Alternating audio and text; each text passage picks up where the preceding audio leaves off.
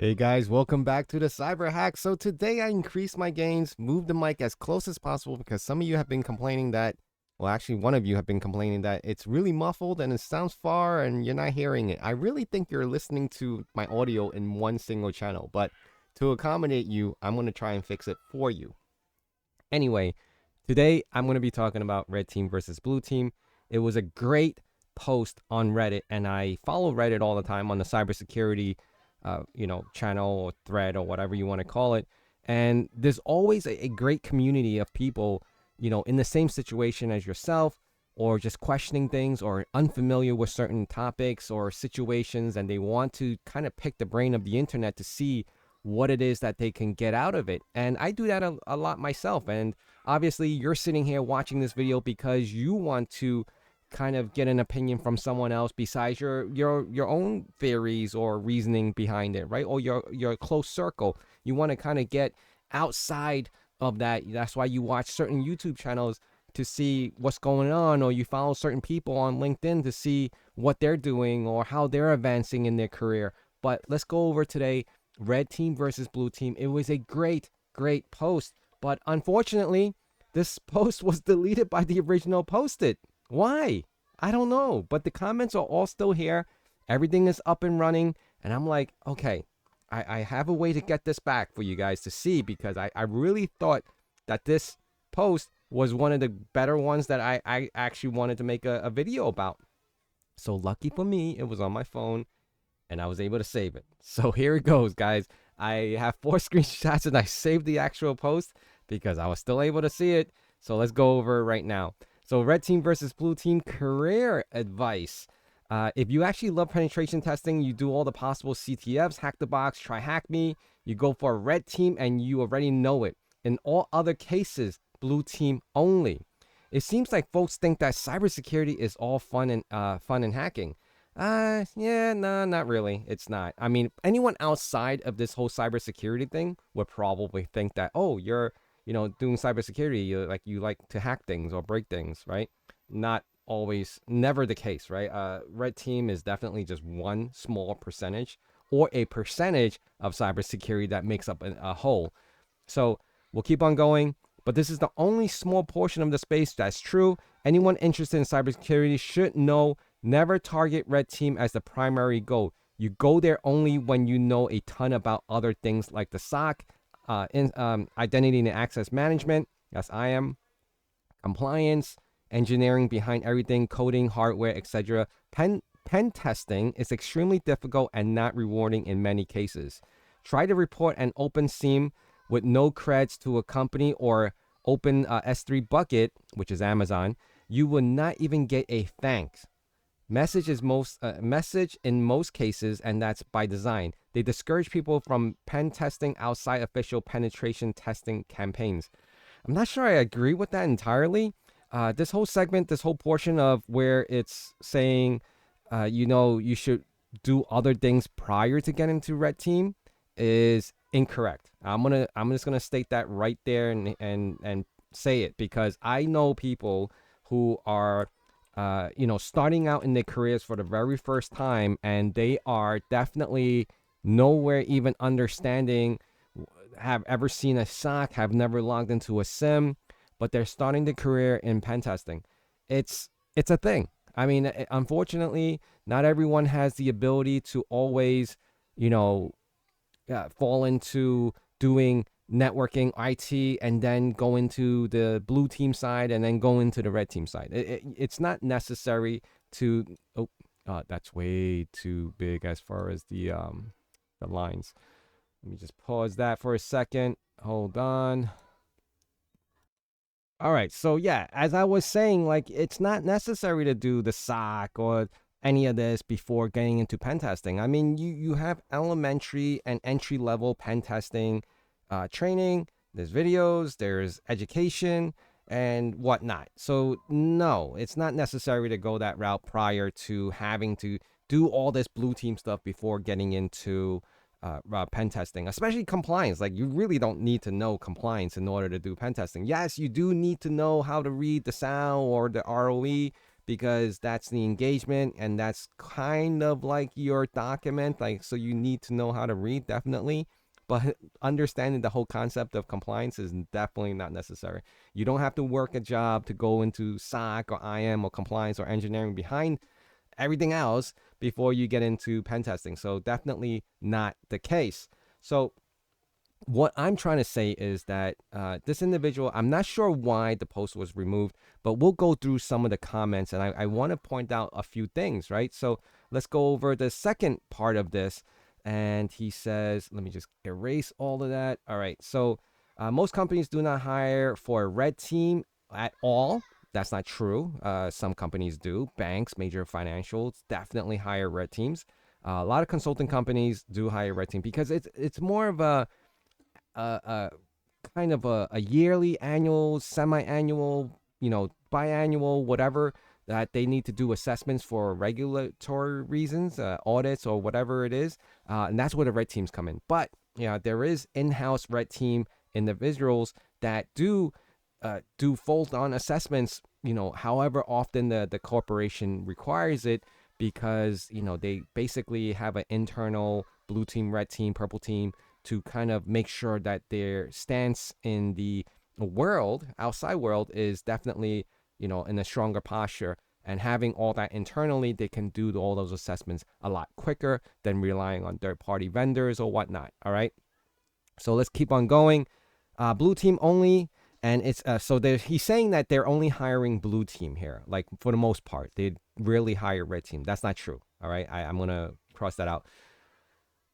It is very beneficial for the company to hire a different third-party team of experts to be tested every 6 to 12 months. It exposes them to different approaches, avoiding bias and saving money too. That is true. I mean, but some organization is not by design that they go out there and to get more thorough analysis of their infrastructure. Is because by mandate they have to hire someone that has no bias, third party, and do that assessment because it's an outside entity. That's probably the reason why, not so much because they have to. I mean, they have to, yes, but not because they get to choose. I mean, they just have to go outside of the company. They can't hire anyone internally. So imagine this, right? And this is a big debate across the whole cybersecurity. Like, the CISO reports under the CIO, and the CIO basically dictates all operational, anything operational in technology, and the CISO basically has no say because that's his boss, right? So same goes with this, right? You can't hire a pen tester internally for the company, and he's working for basically under the CEO, CIO, and CISO, whatever it is. He's gonna have to leverage it. Like, the pen tester is gonna have to say, okay, that's my boss, and he's telling me this and that, and I have to obey by it. So if I find flaws or whatever, it's gonna be very biased. It's gonna be one-sided, right? So they don't want to compromise their job, so that's why they hire outside sources to prove all that. So anyway, we'll keep on going. If companies serious about security, they hire security engineers and SOC SIMs teams. Security engineer role is a primary configure everything, starting with vulnerability scanners. Yes, all this stuff. EDRs, things like CrowdStrike, SIMs and DNS and all, like, the cloud stuff, forensics. All right, fine. Establish security policies. Right. Policies like, password managers and secret stores for applications, encryption, SSH, and blah, blah, blah, right? Everything is here. He's saying that, yes. You do have to have someone internally to do all this. Yes. Pen testers don't do this for you. They identify it for you, but they don't do it for you. So let's keep on going. Pen testers or a vulnerability scanner, or both, and times two. If there is something very internal needs to be done, I'm going to fill in words just so it makes more sense. Most security engineers should be able to accomplish most things. Testing new 0-day from checkpoint doesn't require you to work on a red team. Most security engineers should be able to validate and mitigate this. Yeah, okay. That's the topic of this week, together with Snowflake and Ticketmaster. Okay. So I'm actually at a loss what that means. But anyway, let's keep on going.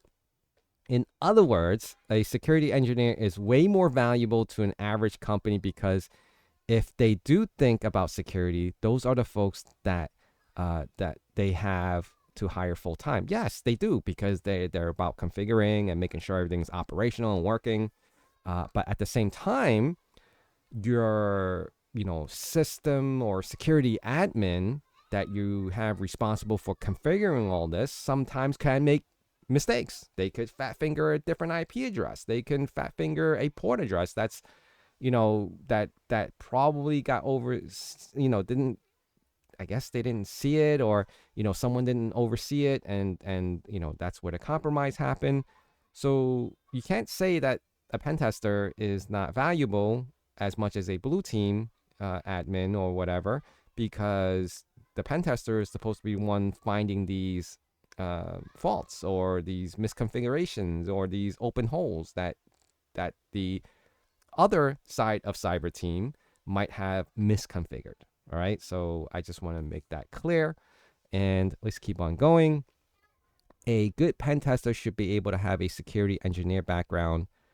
Yeah, of course, because they need to know IPs, subnetting. They need to know DNS stuff. They need to know how to break things, and they need to know things that they're breaking into in order to be more efficient in breaking into. That's by design, right? Yeah, okay. So we agree on that.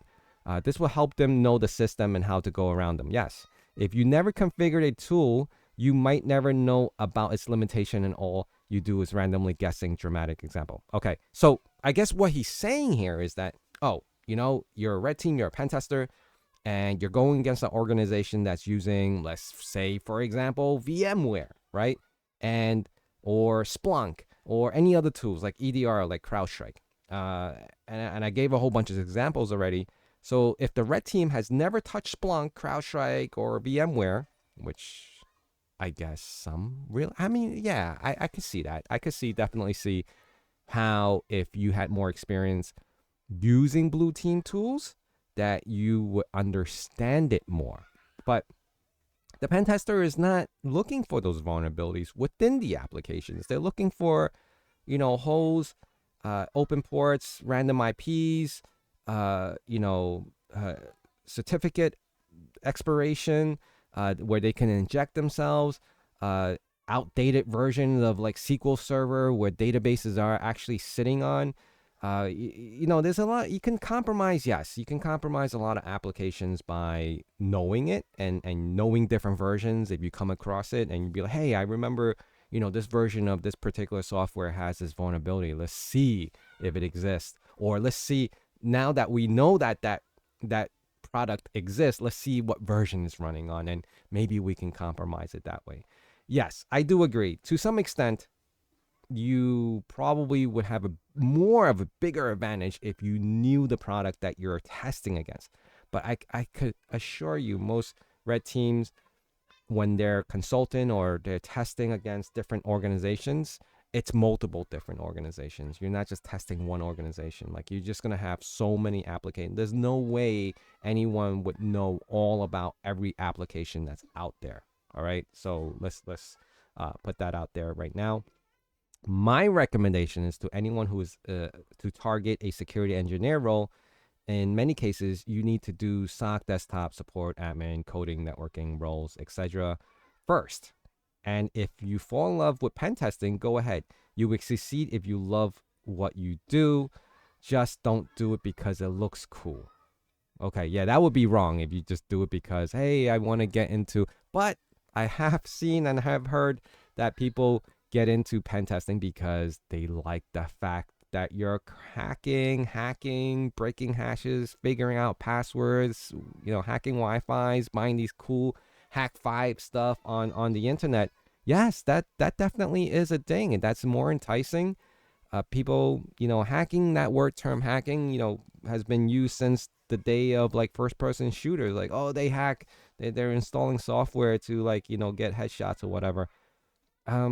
Yeah, I guess I could see that happening. I guess that's probably gonna entice more younger generation. Like, if you ask my 10-year-old and like, hey, What do you think when someone says cybersecurity, like, yo, hacking? They're hacking into computers and banks and whatever it is that they can make money. They're hacking people so they can steal Bitcoin or whatever.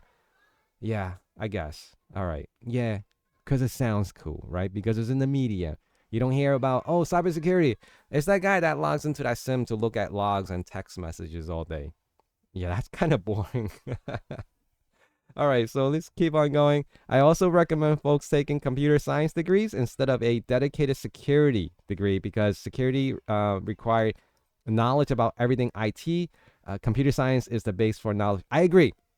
I'm not agreeing only because I did it, because when I did it, I did a computer science degree, and I had to learn about OSHA, like the cablings on the floor, like people don't trip over it, and the seating posture, and like the room and the fire extinguisher. I had to learn so much. I had to go through C++.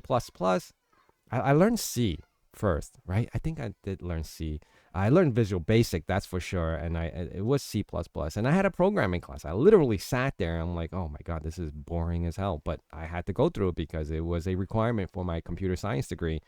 I learned how to write HTML pages. I created web pages with HTML. That was fun times. Started learning about Java and all this other stuff that computer science people had to learn at that time. There was no dedicated cybersecurity. There wasn't even such a thing. Like during the whole computer science course, it was like you got a password, and it could be like ABCD 123, and that was your password. Like there was no talks of anything security. There was no mention of anything security back in the day. Like, hey, you have a username and password. That's you. So log in with it. And we're basically sharing it within the whole classroom, and everyone had a different password. Like, what was even the point of that? So it just made no sense. It made no sense. The only thing during college, I would say, and I'm dating myself, during that time when email kind of just started and everyone started getting emails, it was like, just make sure your email password is secure. And that was it. There was no two-factor. There was no hidden special characters or anything like that. You could just put the name of the school, and that's how you logged in. And there was no restriction on how many characters to use either. Like you could have like a three-letter password. And that, eventually caught on pretty quick. Like, hey, we got to make it more secure. We got to put more criterias as far as password policies or whatnot. So anyway, getting back to this, computer science, is it required? Yes.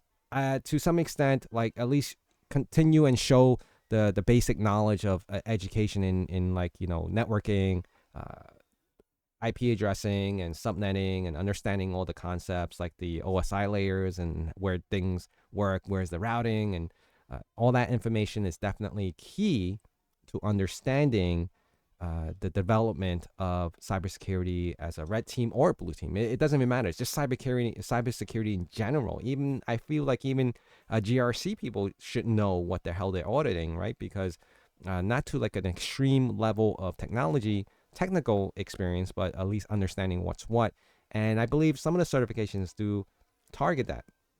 CISSP does that, and CISM does that. CISSP definitely does that. It has the 8 domains, and it does include like how to IP and understanding what firewalls do, and then it goes deeper into like risk management, and all those different domains actually fall into different parts of cybersecurity. That's why it's such a well-known, rounded certification for cybersecurity.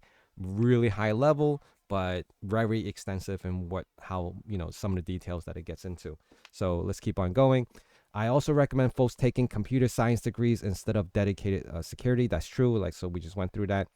I didn't even touch an auditing IAM, which is the identity and access management, forensic and fraud. There is I'm going to say, I think he's saying here, there is so many things you can do in a cybersecurity. And this is the last section of it. I didn't even touch. Okay, so that was it. All right. And then we go right back into the comments section, which is interesting because the post is removed, but the comments are still here. And this was all within today. Like, it's less than 24 hours, so I'm not sure what happened to it. I know this video is running a little longer, but I think it's worth a discussion, it's worth a talk, because you guys will probably fall into this category. Like, I've been speaking to some of you guys, and some of you like, oh, I don't know if I should get into red team or blue team. Or I say it helps, no matter what it is that you do, to understand what you want to get into by kind of getting your hands dirty. Now, I would say if you're sitting at home and you're not working for an organization, it's a lot easier to learn red team because the resources are all free, most of it. All right, Nmap, Wireshark, all those open source applications are free. Blue team stuff, they're not as free. Well, some of them, they may have trials. You can pull down vendor, trials. Like you can probably have a place where they mimic Splunk or QRadar, which is a SIM. There are free ones. What was that free one? I forget now. Shoot. Man, it's blowing my mind right now. I have to look it up. So anyway, there is a free SIM that you can actually use, but most organizations don't use the free SIM, so they're using paid stuff. And there are things like EDRs where CrowdStrike, like I don't think you can even load that up on a non-commercial environment, or you can't even test it without a legitimate business account, business email account also, because they want to make sure that you're part of an organization. So they don't even sell those to home purchases. All right. Semantic DLP is another one that they definitely use and they have, but those tools are, which is closed source, most of them, which I think all of them are, they don't have an easier way for blue teams to really play around with that stuff. So the only thing you really have for blue team stuff is just like on books, right? You're just going through books and reading about it, or reading articles about it, or visiting the vendor's webpage to see what it actually does and how it does. Or you can visit the forums and start learning more about it, but you're not really navigating on it, right? You're not really utilizing the tool like you would do for a red team, where you're running Nmap ping sweeps and you're running Nessus to do vulnerability scans, which is all free. Like you can test all of that stuff, which is easy to do. You can spin up a lab and you can do all that on a single machine with multiple VMs. So yeah, I mean, I'm gonna. There's a decent amount of comments here. I'm not gonna go through all of it, and this video is probably running longer than most already. So my opinion, and obviously there are other people's opinion on this in regards to it. It can go both ways. Some people would be like, I'm interested in, like right here, I'm interested in offensive security, but still need experience. Though I'm mostly interested in social engineering aspect of it. I guess that's a thing too. I mean, I've done social engineering aspects of it, for my previous work jobs, and you can trick a lot of people. Like, not everyone knew when I was working at a particular organization that I was part of the cyber team or IT team. I just say, hey, I'm an employee, and they never even checked, right? I just flash my ID and be like, oh, okay, hey, how do I get into this room over here? And they'll just like really nicely show me, and I had access into, the datacom room, which is like, okay, you didn't ask who I was, you just saw that I had an ID, you didn't even know if it was real or not, and you just like literally just let me in. So yes, there are scenarios where social engineering is a part of it, but not a dedicated part. Let me just say that. So again, I'm not going to go through all of this, but it's interesting because a lot of people are really torn right now as far as getting into which realm of cybersecurity, because I feel like the education, the schools, and all these different programs, it's overwhelming. It's getting very confusing. Even I'm starting to see like, okay, this college is offering cybersecurity. What the hell is it that they're teaching specifically? Are they really just sitting there and teaching students like how to use Wireshark and Nmap?